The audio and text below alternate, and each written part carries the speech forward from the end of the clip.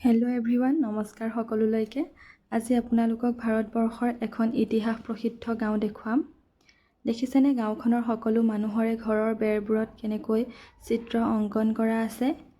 গাঁওখনৰ চিত্ৰ অংকন কৰাৰ বাহিৰেও বিভিন্ন ধৰণৰ শিলৰ পৰা, মাটিৰ পৰা, গৰুৰ গোবৰৰ পৰা এনেধৰণৰ সামগ্ৰী প্ৰস্তুত কৰে। গাঁওখনৰ নাম ৰঘুৰাজপুৰ।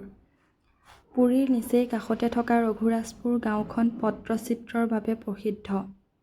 ৰঘুৰাজপুৰ গাঁওখনৰ প্ৰত্যেকজন মানুহেই একোজন শিল্পী আৰু এওঁলোকৰ জীৱিকাৰ মূল উৎসই হৈছে পট্টচিত্ৰ নিৰ্মাণ কৰা।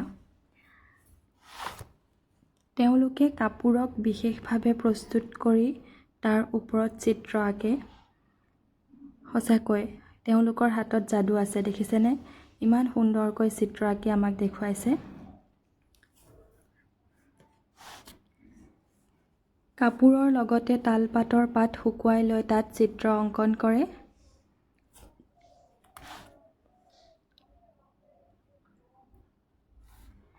সকলো বস্তুকে চিত্ৰ অংকন কৰি এক নতুন ৰূপত সজাই তোলা হয়।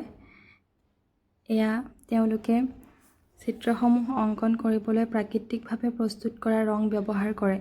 এই ৰংসমূহ উৰিষ্যাৰ বিভিন্ন পাহাৰত পোৱা শিল আৰু ক'লা ৰঙৰ বাবে পোৰা চাকিৰ তেল ব্যৱহাৰ কৰে।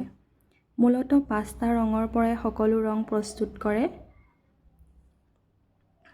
ইয়াত প্ৰস্তুত কৰা সামগ্ৰীসমূহক জগন্নাথ মন্দিৰৰ ৰথ যাত্ৰাতো ব্যৱহাৰ কৰে।